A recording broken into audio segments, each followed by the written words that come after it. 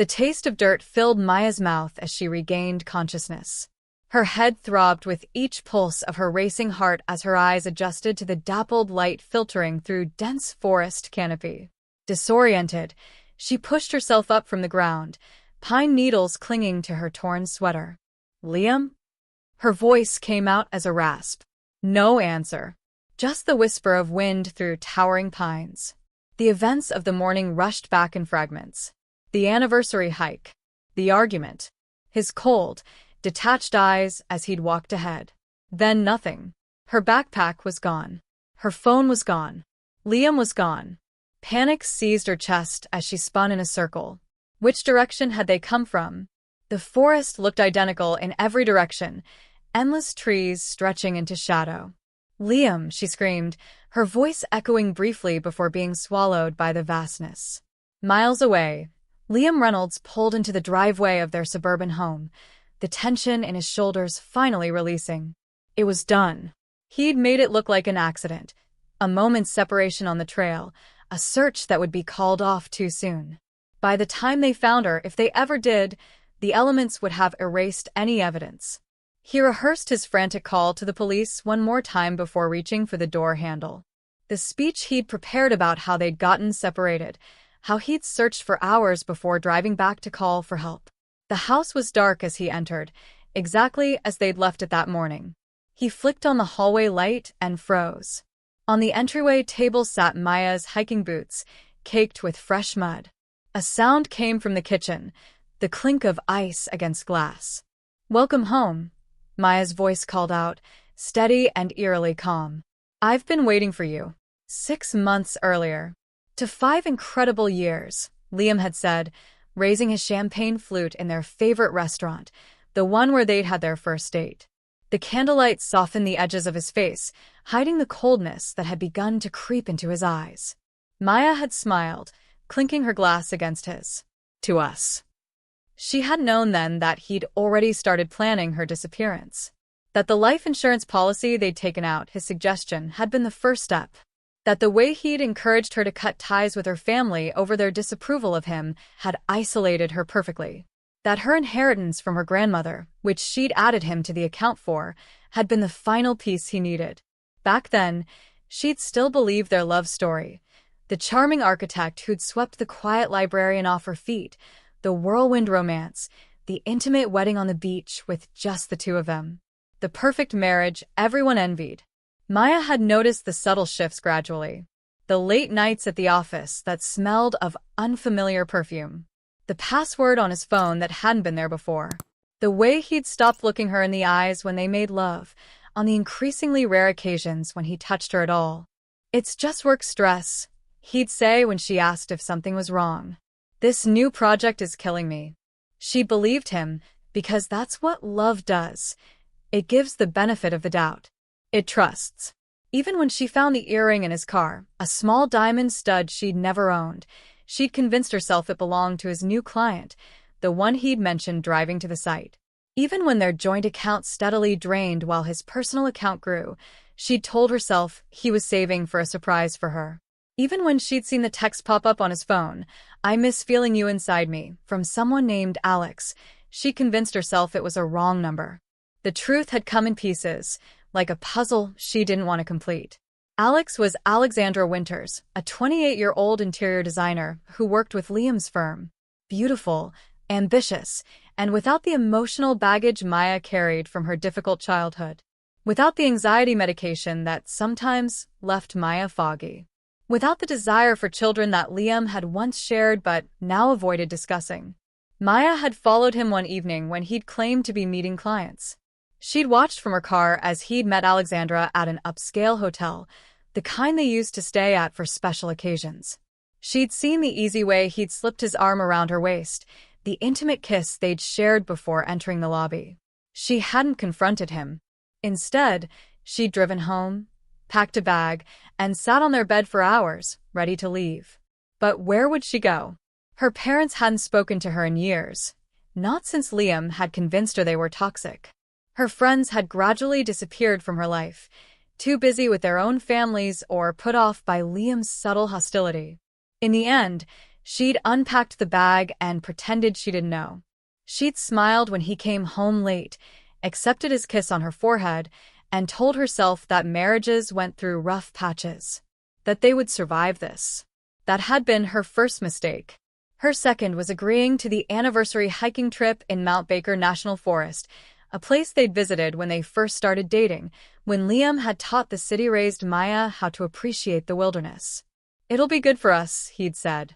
A chance to reconnect, away from everything.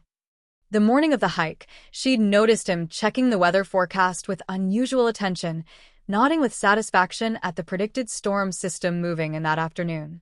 "Maybe we should go another day?" she'd suggested. "It won't hit until evening," he'd assured her. "We'll be back long before then. Trust me." Those two words, "trust me," had been the refrain of their relationship. And despite everything, some part of her still did. As they'd driven the 2 hours to the trailhead, Maia had noticed unusual items in the trunk when she'd gone to grab her backpack. A shovel, a tarp, rope. "Just in case we get stuck in mud," Liam had explained with his easy smile.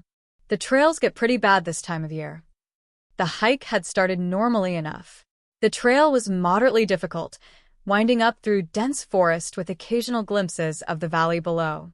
Liam had set a brisk pace, faster than their usual hikes. "Slow down a bit," Maia had called ahead, struggling to keep up. "We need to reach the lookout before the weather turns," he'd replied without slowing. "Come on, you're holding us back." The words had stung, but she'd pushed herself harder, not wanting to ruin their day together. 2 hours in, they'd veered off the main trail. "I want to show you something," Liam had said, gesturing toward a barely visible path cutting through the underbrush. "Is that still the trail?" Maia had asked, uneasy. "It's a local secret," he'd assured her. "The best view in the forest." She'd hesitated, looking back at the clearly marked main trail, then at her husband's expectant face. "Okay," she'd said finally. "Lead the way." That had been her third and final mistake. As they'd ventured deeper into uncharted territory, the trees had grown denser, the light dimmer. No other hikers in sight. No trail markers. Just wilderness and the increasingly cold silence between them. "Liam, I think we should head back," she'd said after another hour of hiking. "The clouds are getting darker." He'd stopped then, turning to look at her with an expression she'd never seen before, detached, calculating, as if she were a problem to solve rather than his wife. "Do you know what today really is, Maia?" he'd asked quietly. "Our anniversary." "No," he'd cut her off. "Today is the day I start over." The argument that followed had been unlike any they'd had before. Not loud or passionate, but cold and final. He'd told her everything about Alexandra, about their plans to start a new life with Maia's money, about how her accident in the wilderness would be tragic, but not suspicious. "You're going to kill me?" she'd whispered, disbelief and terror washing over her. "After everything we've been through?" "I'm not going to kill you," he'd replied with chilling calm. "Nature is. I'm just giving it the opportunity." She'd lunged for her backpack where her phone was stored, but he'd been faster, grabbing it and her water bottle. "No one knows we're here," he'd told her. "No one will find you in time. The storm will wash away any trace. It's nothing personal, Maia. I just need to be free." The last thing she remembered was turning to run, then a sharp pain at the back of her head as something, a rock, a branch, his fist, had connected with her skull. Then darkness. Consciousness returned to Maia in waves of pain. The forest floor beneath her, the taste of blood in her mouth, and the absolute silence of being completely alone. Liam was gone, along with any means of survival she'd brought. The realization that her husband had actually tried to kill her shattered something fundamental inside her. The love she'd clung to despite his betrayal crystallized into something harder, colder. She touched the back of her head, wincing as her fingers came away sticky with blood. The wound wasn't deep, but head injuries were unpredictable. She needed to move before shock set in. Standing made the forest swim around her, but she forced herself to focus. Which way had they come? Every direction looked the same: endless trees, gathering darkness, and the first droplets of the promised storm beginning to fall. Maia closed her eyes, forcing herself to think. Liam had always underestimated her. It was why he'd felt comfortable revealing his plan before leaving her. He'd never believed she could survive this. But what he'd forgotten was that before she'd been Maia Reynolds, the anxious, dependent wife, she'd been Maia Chin, the daughter of immigrants who'd taught her resilience before anything else. The woman who'd put herself through college despite crippling anxiety. The amateur botanist who'd spent years cataloging the native plants of Washington state. She knew these forests better than he realized. And now, she had something she'd lacked in their marriage: absolute clarity of purpose. The storm hit with unexpected ferocity. Rain lashed through the canopy as wind bent the ancient trees. Hypothermia would kill her faster than hunger or thirst. She needed shelter. Using techniques she'd read about but never needed, Maia constructed a crude lean-to against a fallen log, gathering pine boughs for insulation and cover. As darkness fell completely, she huddled inside, wet and shivering but alive. Lightning illuminated the forest in brief, ghostly flashes. In one of these, something metallic glinted about 20 feet away. Crawling from her shelter, Maia found a small metallic trail marker half buried in leaves. She wasn't as far from civilization as Liam had wanted her to believe. The realization sparked something new in her, not just determination to survive, but to return. When morning came, the storm had passed, leaving behind a transformed forest dripping with moisture. Maia oriented herself using the rising sun and the trail marker, then began walking downhill, knowing it would eventually lead to water, and water often led to people. Hours passed as she picked her way carefully through the underbrush. Her empty stomach cramped with hunger, her throat parched with thirst. But each step carried her forward with a new purpose.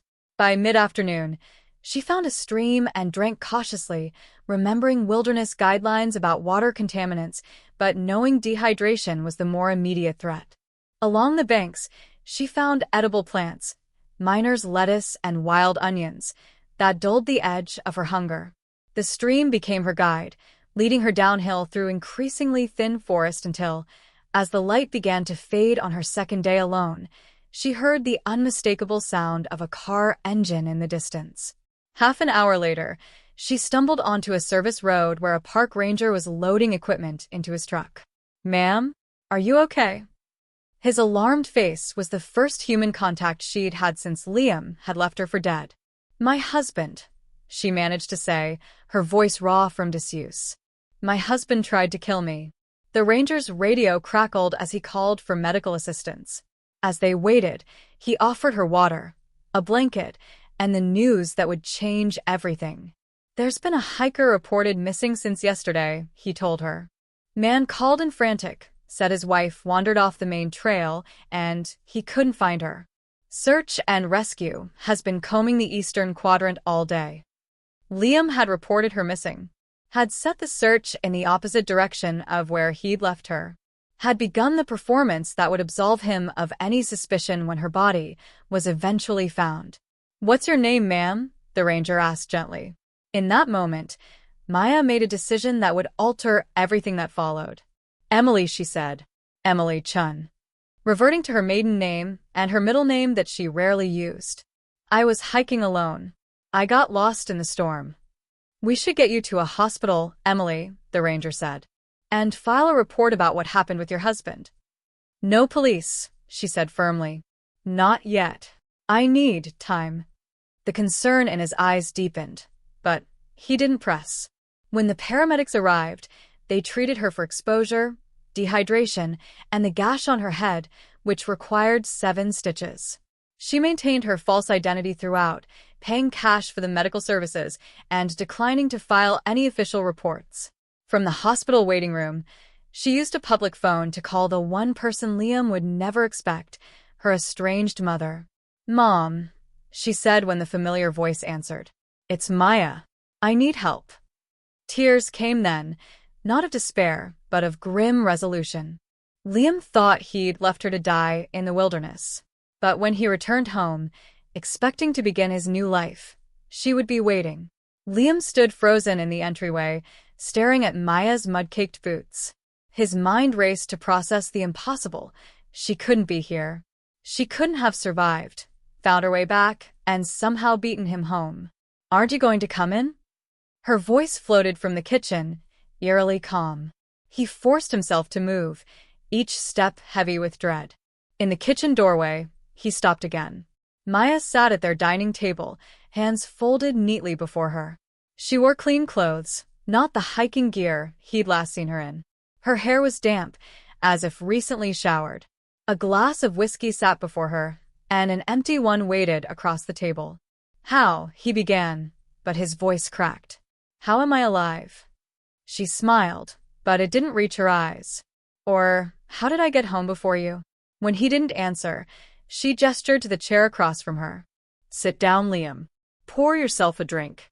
You look like you've seen a ghost." Moving mechanically, he did as she suggested, pouring whiskey with a shaking hand. "Maia, I can explain." "No need," she cut him off. "You've explained plenty already. In the forest, remember? When you told me how you and Alexandra planned to start a new life with my money after my tragic accident." She made air quotes around the last word. "Very thorough explanation." "I searched for you," he tried, desperation entering his voice. "I called the rangers. There's a search party." "Yes, searching the eastern quadrant." She nodded. "Very thoughtful of you, considering you left me in the western region." Liam's mind scrambled for a way out. If she went to the police now, with the evidence of his premeditation? "What do you want?" he asked finally, his voice low. Maia studied him, head tilted slightly as if seeing him for the first time. "Interesting question. What do I want?" She took a sip of her whiskey. "For months, all I wanted was for you to love me again, to be the man I married." She leaned forward, the kitchen light casting shadows that made her face seem sharper, older. "Then for a brief, terrible moment in the forest, all I wanted was to survive. To not die alone while you started a new life with my money and my replacement." Liam flinched at the raw hatred in her voice. "But now?" She smiled again, more genuine this time, but somehow more frightening for it. "Now I want you to understand what it feels like to lose everything. Slowly, deliberately, while being completely powerless to stop it." "You're threatening me," he said, attempting to regain control. "After everything we've been through." "Don't." The single word cut like a blade. "Don't you dare speak about everything we've been through, as if it meant anything to you. You left me to die, Liam." "I wasn't thinking clearly," he tried again. "I've been under so much pressure, with the firm struggling." "The firm is doing fine," she interrupted. "I checked the accounts this afternoon. The firm is thriving. You've been moving money for months, my inheritance, our savings, into your personal account. Nearly $500,000. His eyes widened. "You broke into my account?" She laughed, a brittle sound. "Breaking in suggests it was difficult. Your password is still Alexandra's birthday." Not very creative for an architect. Liam's composure cracked further. "What have you done?" "Nothing yet," Maia replied, taking another sip. "But I did have an interesting conversation with Detective Rivera earlier. You remember Marcus, don't you? From my book club? His specialty is domestic violence and attempted homicide." "You went to the police?" Real fear entered Liam's voice. "Not officially," she said. "Just a hypothetical conversation between friends. About evidence, premeditation, and the interesting fact that Washington is a state where attempted murder carries nearly the same sentence as actual murder." 15 to 20 years, Marcus said. Liam's face drained of color. "Maia, please. We can work this out." "Like you worked out how to kill me?" she asked, voice hardening. "How to take everything I had and leave me to rot in the forest." He pushed back from the table, standing abruptly. "You can't prove anything. It was an accident. You wandered off." "Sit down." Each word was ice. When he hesitated, she added, "The police are on speed dial, and I recorded our entire conversation in the forest on my fitness watch. The one you forgot I was wearing, because it looks like jewelry." It was a bluff. The watch had no recording capability, but Liam didn't know that. He sat slowly, defeat beginning to show in the slump of his shoulders. "What do you want?" he asked again, all pretense gone. Maia stood, moving to the counter where a folder lay. She returned and slid it across to him. "Divorce papers. Already drawn up. You get nothing, not the house, not the accounts, not a single dollar of my inheritance. You walk away with the clothes on your back and whatever personal items can fit in one suitcase." "That's insane," he protested. "I'd have nothing. No way to start over." "Exactly what you planned for me," she interrupted. "Except I'm giving you your life, which is more than you offered me. And if I refuse?" A dangerous edge entered his voice. Maia didn't flinch. "Then I go to the police with everything. The recording, the life insurance policy you took out, the suspicious equipment in your trunk, your internet search history about accidents in national forests that I found on our shared laptop.